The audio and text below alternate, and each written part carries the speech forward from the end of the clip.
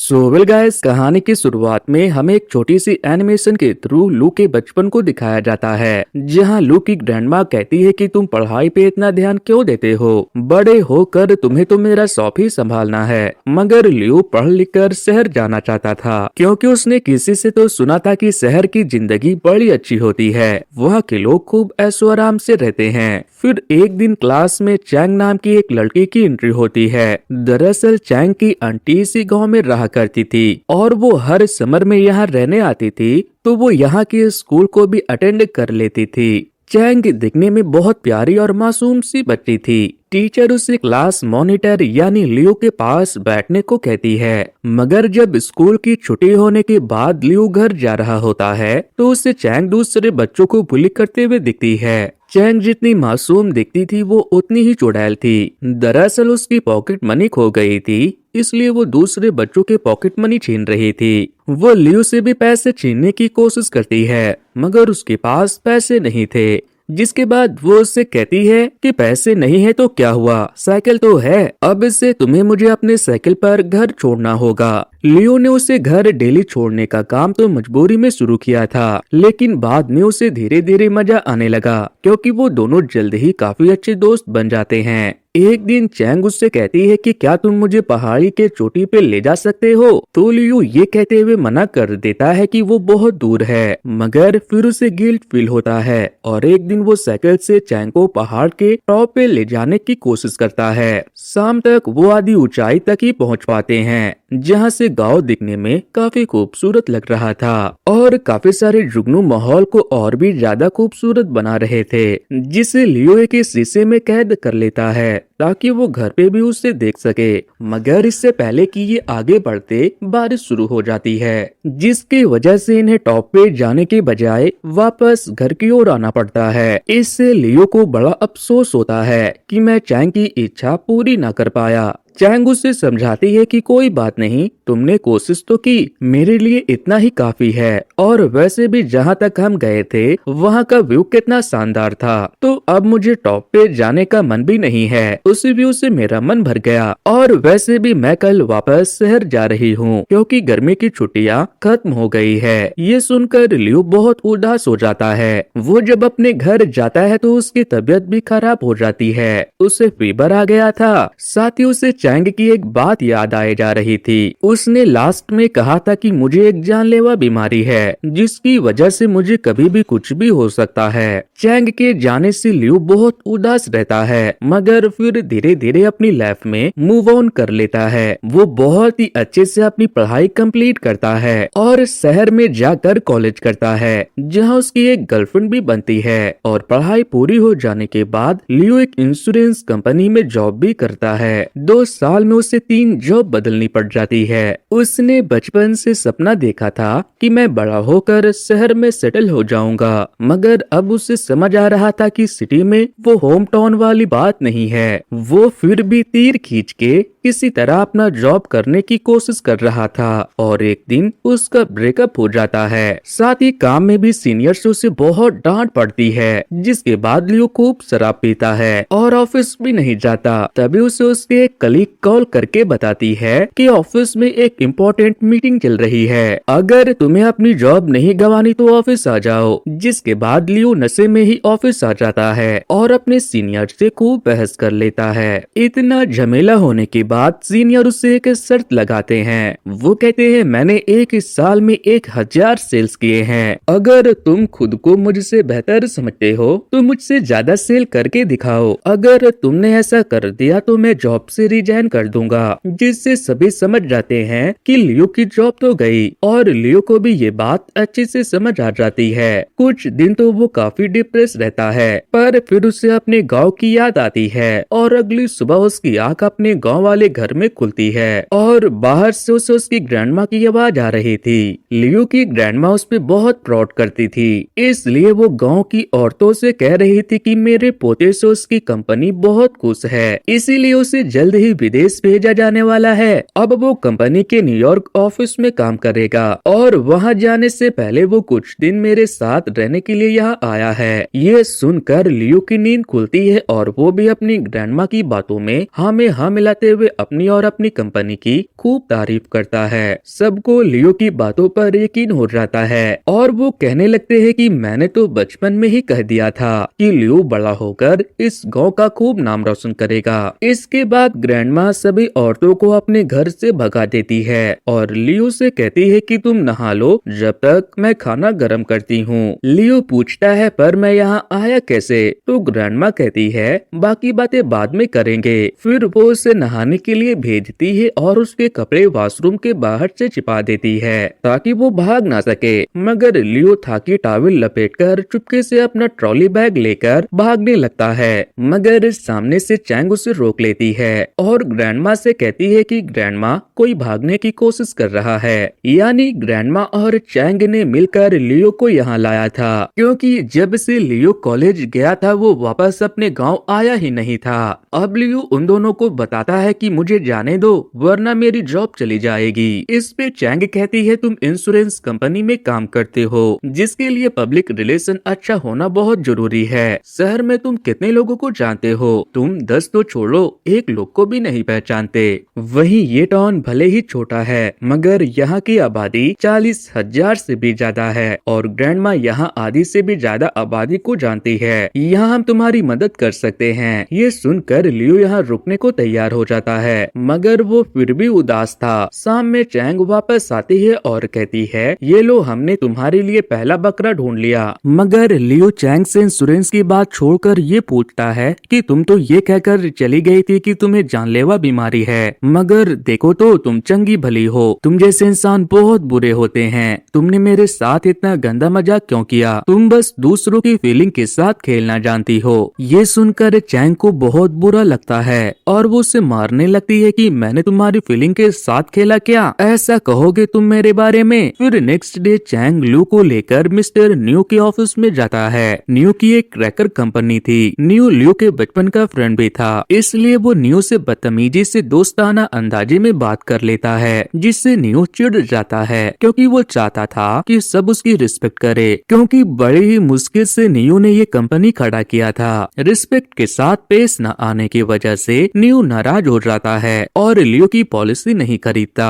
इसके बाद लियो का मूड ठीक करने के लिए चैंग उसे एक शॉप पे नूडल्स खिलाने ले जाती है। वहाँ चैंग कहती है कि अब हम बड़े हो गए हैं, अगर तुम्हें मुझसे कुछ चाहिए तो डायरेक्टली कह सकते हो, इस तरह से मेरी थाई क्यों टच कर रहे हो? तब लियो से घूरता है क्योंकि लियो के दोनों हाथ तो नूडल्स खाने में बिजी थे। तब चैंग नीचे देखती है और नीचे उसे एक बच्ची दिखती है जो अचानक चैंग को मम्मी कहने लगती है, जिससे लियो हैरान हो जाता है कि चैंग की शादी भी हो गई है और इसने मुझे बताया तक नहीं। तभी वो बच्ची मिन उसे पापा कहने लगती है जिससे चैंग को हंसी आती है। वो कहती है कि अब समझ आया कि मैं कैसे मम्मी बनी, जैसे तुम डैडी बने वैसे मैं इसकी मम्मी बन गई। तो आगे इन दोनों को बच्ची पे रहम आ जाता है और ये मिन को भी नूडल्स खिला देते हैं, मगर फिर भी मिन इनका पीछा छोड़ने का नाम नहीं लेती। तो ये दोनों मिन को गिफ्ट दिलाने की बहाने उससे पुलिस स्टेशन लेके चले जाते हैं ताकि पुलिस इस मामले में कुछ करे, मगर वहाँ पहले से ही बहुत भीड़ थी। इनकी बारी आते आते रात हो जाती है। लियो और चैंग तो नींद से सो भी जाते हैं। फिर जब पुलिस ऑफिसर इन्हें बुलाती है तो फटाक से मिन उनके पास जाकर कह देती है कि ये मेरे पेरेंट्स हैं, इनकी आपस में लड़ाई हो गई है किसी बात को लेकर, इसलिए ये मुझे अपनी बेटी मानने से इनकार कर रहे हैं। तब ऑफिसर आवाज लगाकर उन दोनों को भी बुलाती है और समझाती है कि आपस का झगड़ा खत्म कीजिए और बच्ची को घर ले जाइए, इस तरह से करना सही बात नहीं है। तब लियो मिन को डांटने लगता है कि तुम झूठ क्यों बोल रही हो, मैं तुम्हारा डैडी नहीं हूँ। इस तरह से मिन से रूडली बात करते हुए देखकर चैंग भड़क जाती है कि बच्चे से कोई इस तरह से बात करता है क्या, जिससे ऑफिसर को मिन के बातों पर यकीन हो जाता है कि बच्ची सही कह रही थी। ये झमेले की वजह से ही इसे अपनी डॉटर मानने से मना कर रहे हैं, मगर लियो तो मिन को अपनी बेटी मानने को तैयार ही नहीं था। तब ऑफिसर मिन से उसके डैड का नाम पूछती है तो वो बच्ची लियो का पूरा नाम बता देती है,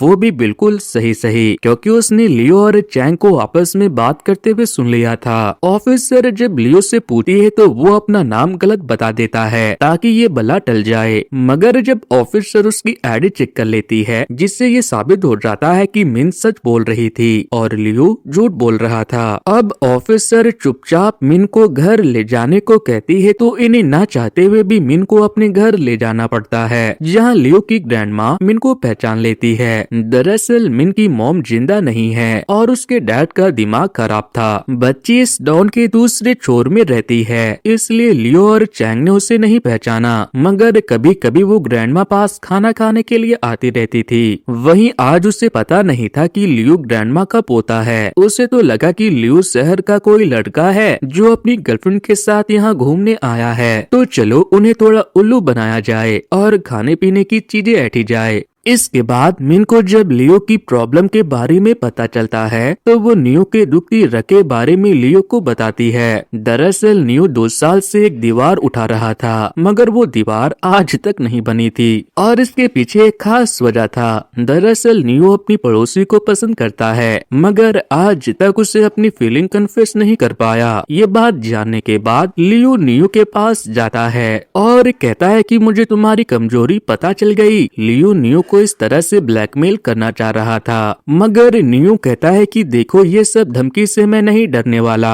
हाँ, अगर तुम मेरी कोई मदद कर सकते हो, कोई जुगाड़ लगाकर अगर मेरी सेटिंग करवा सकते हो, तो मैं सिर्फ अपने इंश्योरेंस नहीं बल्कि अपनी कंपनी में काम करने वाले सारे एम्प्लॉय की इंश्योरेंस तुमसे ही करवाऊंगा। ये सुनकर लियो को बड़ा अच्छा लगता है। लियो को ये गोल्डन अपॉर्चुनिटी लग रही थी, इसलिए वो नियो की बंदी की थोड़ी जानकारी निकालता है, उसे फॉलो करता है और एक दिन उसे पता चलता है कि टॉन में एक फिल्म लगी है। फिल्म बड़ी अच्छी थी, जिसकी वजह से सभी उसे देखना चाहते थे, लेकिन टिकट मिलना बड़ी मुश्किल की बात थी। नियो की बंदी भी टिकट लेने गई थी, मगर उसे टिकट नहीं मिल पाता क्योंकि टिकट तो सोल्ड आउट हो चुका था। मगर लियो किसी तरह से 2 टिकट का जुगाड़ कर लेता है और वो टिकट नियो को दे देता है। नियो बड़ी मुश्किल से हिम्मत जुटाते हुए लड़की के पास तो जाता है, मगर अपनी बात सही से कंप्लीट किए बिना ही वापस लौटने लगता है। तब लड़की कहती है कि बात कंप्लीट करके जाओ। तब जाके नियो से मूवी टिकट देकर कहता है कि आपके लिए छोटा सा गिफ्ट। ये कहकर वो वहाँ से भाग जाता है। फिर सीन शिफ्ट होती है मूवी नाइट पे। नियो बन ठन कर हाथों में गुलदस्ता लिए हुए बड़ी ही बेसब्री से उसका इंतजार कर रहा था। वहीं लियो और चैंग भी दूर में बैठकर सारा नजारा देख रहे थे।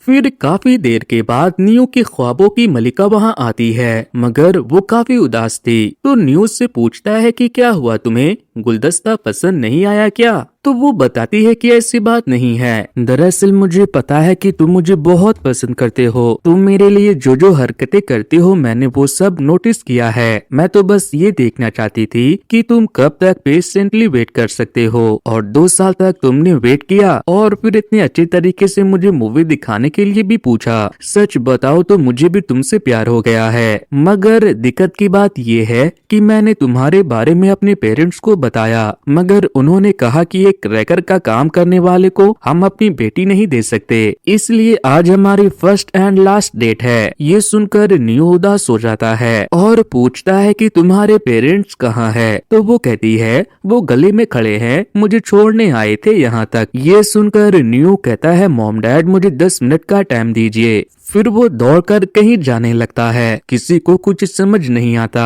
कि आखिर नियो कर क्या रहा है। 10 मिनट हो जाते हैं। फिल्म देखकर लोग थिएटर से बाहर आने लगते हैं और उन्हें दूर में आग जलते हुए दिखाई देती है। सभी हैरान हो जाते हैं और तभी अचानक आसमान में ढेर सारे पटाखे फूटने लगते हैं। नियो भागता हुआ वापस आता है और कहता है कि मॉम डैड आपको मेरा काम पसंद नहीं था ना, मैंने अपनी फैक्ट्री में आग लगा दी। मैं दुनिया में सबसे ज्यादा प्यार आपकी डॉटर से करता हूँ। आपने इतने सालों तक इसका ख्याल रखा, अब मेरी बारी है। आप जो कहोगे मैं वो काम करूँगा, मगर अपनी बेटी मुझे दे दो। जिससे वो मान जाते हैं। फिर सीन शिफ्ट होती है अगले दिन। चैंग लियो को लेकर जाते हैं अपनी आंटी मिस लू के पास। वो लियो से एक इंश्योरेंस खरीद लेती है। तभी वहाँ वोंग नाम का एक पागल आदमी आ जाता है और वो मिस लू से कहता है कि ये लो पैसे, इससे मेरी बेटी की पढ़ाई के लिए यूज करना। मगर वो पैसे की जगह बकरी की पोटी दे रहा था। उसके नजरों में वही पैसे थे। तब मिस लू अपनी सिक्योरिटी गार्ड को बुलाती है। सिक्योरिटी गार्ड योंग था। उन्हें ही वो पागल आदमी अपनी वाइफ समझकर बैठकर बातें करने लगता है। तब लू इन्हें बताती है कि दरअसल वोंग की वाइफ की तबीयत बहुत खराब थी। उसे बचाने के लिए वोंग ने बहुत लोगों से पैसे उधार लिए थे, मगर वो अपनी वाइफ को बचा नहीं सका, जिसके बाद वो पागल हो गया। इसके बाद योंग की सिस्टर जिन को दिखाया जाता है, जो कि बोल नहीं सकती थी। वो इशारों में ही बात किया करती थी और अपने घर पे ही एक छोटा सा मसाज पार्लर चलाती थी। वो एक कस्टमर को फुट मसाज दे रही थी। वो आदमी जिनको पसंद भी करता था, इसलिए वो उसे एक छोटा सा गिफ्ट भी देता है। तभी वहाँ जिन का भाई योंग आ जाता है और वो जिन से बहस करने लगता है। वो उसे ये घर खाली करने को कह रहा था ताकि उसे बेचकर जो पैसे आए उससे योंग कुछ कर पाए। अभी तो वो एक मामूली से सिक्योरिटी गार्ड का काम करता था। उसका कहना था कि मरने से पहले पेरेंट्स ने कहा था कि इस घर पे दोनों भाई बहन का हिस्सा होगा, मगर जिन ये घर बेचने को तैयार नहीं थी और बदले में वो उससे हर महीने कुछ पैसे दे दिया करती थी ताकि योंग का दिमाग शांत रहे। मगर अब वो और मानने को तैयार नहीं था, इसलिए वो जिन से काफी झमेला करता है। तब जिन का कस्टमर बीच बचाव करता है और योंग को वहाँ से जाना पड़ता है। इधर घर पे एक ग्रैंडमा एक पुराना सा बॉक्स निकालती है। उसमें से वो एक पुरानी ऐसे निकालकर चैंग को दिखाती है कि देखो, जब लियू 4 साल का था ना, तो उसने ये ऐसे लिखा था जिसमें उसे फर्स्ट प्राइज मिला था। मुझे तो पढ़ना नहीं आता, इसलिए क्या तुम मुझे ये पढ़कर सुनाओगी? तो चैंग कहती है हाँ, क्यों नहीं। तभी बाहर ग्रैंडमा को कुछ लेडीज बुला लेती है और इधर चैंग वो ऐसे पढ़ती है जिसमें लियो ने लिख रखा था कि सबकी मॉम होती है, अगर मेरी भी मॉम मुझे छोड़कर नहीं गई होती तो क्या वो मुझसे भी इतना ही प्यार करती जितना मेरे फ्रेंड्स की मॉम करती है। और भी बहुत कुछ लिखा हुआ था, मगर वो मॉम के बारे में ही लिखा हुआ था। इसलिए ग्रैंडमा के आने के बाद चैंग उसे ऐसे को अपने मन से बनाकर पढ़ने लगती है, जिसमें वो लियो और ग्रैंडमा के रिश्ते के बारे में बताने लगती है। ये सुनकर ग्रैंडमा थोड़ी इमोशनल हो जाती है। उधर लियो जिन को भी एक हेल्थ इंश्योरेंस बेच देता है और वहाँ उसे जिन से बातचीत करके पता चलता है कि जिन अपने भाई योंग से बहुत प्यार करती है, मगर उसे जुए की लत है। इसलिए जिन वो घर बेचकर पैसे उसे देना नहीं चाहती कि कहीं माँ बाप की निशानी ये घर बिक न जाए और इससे जो पैसे भी मिलेंगे उसे मेरा भाई जुआ खेलकर उड़ा देगा। हालांकि उसने इस घर के पेपर पे साइन कर दिया था और साथ ही वो हर महीने अपने भाई को पैसे इसलिए देती थी ताकि पैसे लेने के बहाने ही कम से कम योंग उससे मिलने आएगा। दूसरी ओर हम योंग को देखते हैं, वो अभी भी एक छोटे से रेस्टोरेंट में बैठकर जुआ खेल रहा था और अपने लफंगे दोस्तों को बता रहा था कि दुनिया की नजर में मेरी बहन बहुत अच्छी है। वो बोल ना पाने के बाद भी मसाज पार्लर चलाती है। तो एक लड़का कह देता है कि हाँ, वो तो कुछ ज्यादा ही अच्छी है, सिर्फ मसाज ही देती है, उसके अलावा कोई और सर्विस देती ही नहीं। जिससे योंग को गुस्सा आ जाता है कि वो मेरी बहन है, तुम उसके बारे में ऐसी बात कैसे कह सकते हो।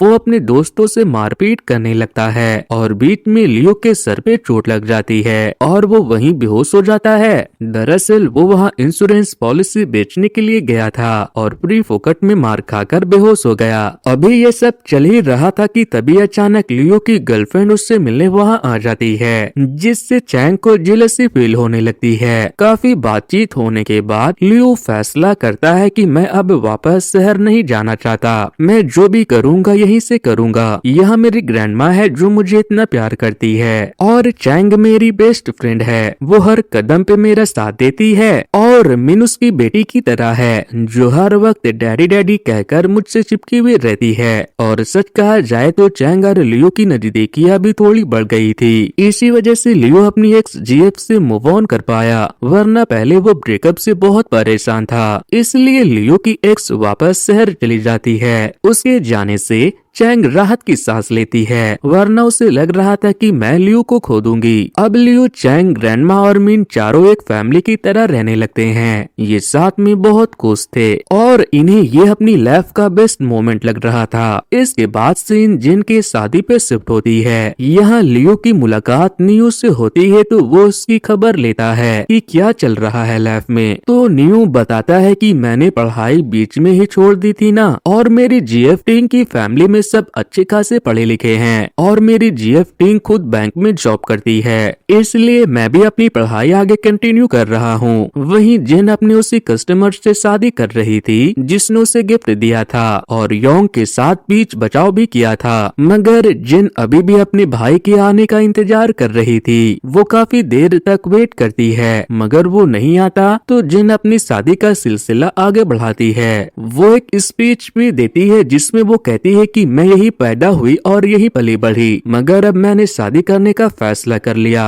शादी के बाद मैं अपने हस्बैंड के साथ इस जगह से बहुत दूर चली जाऊंगी और शायद यहाँ कभी ना लौटूं। मैंने अपना घर भी अपने भाई के नाम कर दिया है। मैं ज्यादा कुछ तो नहीं चाहती, बस इतना ही चाहती हूँ कि आप लोग मुझे भूल मत जाना। बस याद रखिएगा कि एक जिन नाम की लड़की थी जो आप सबको बहुत पसंद करती थी। इसके बाद इधर शादी हो जाती है और दूसरी ओर ग्रैंडमा गई होती है बैंक में पैसा जमा करने के लिए। वहाँ मिन के डैड भी पैसा जमा करने आ जाते हैं। उनके लिए तो बकरे की पौटी ही पैसे थे, तो वो वही जमा करने आए थे। उसी बैंक में नियो की गर्लफ्रेंड टिंग भी काम करती थी। वो उसे समझाने के लिए आती है तो गुस्से में मिन के डैड कुल्हाड़ी निकाल कर टिंग पे हमला कर देते हैं और मिन के डैड बैंक में तबाही मचा देते हैं। वो लियो के ग्रैंडमा को भी नुकसान पहुंचाने वाले थे, लेकिन तभी वहां पुलिस आकर मिन के डैड को शूट करके मार डालती है और बाकी लोगों को हॉस्पिटल ले जाया जाता है। मिन के डैड की मौत के बाद अब तो उसका कोई पेरेंट जिंदा ना बचा था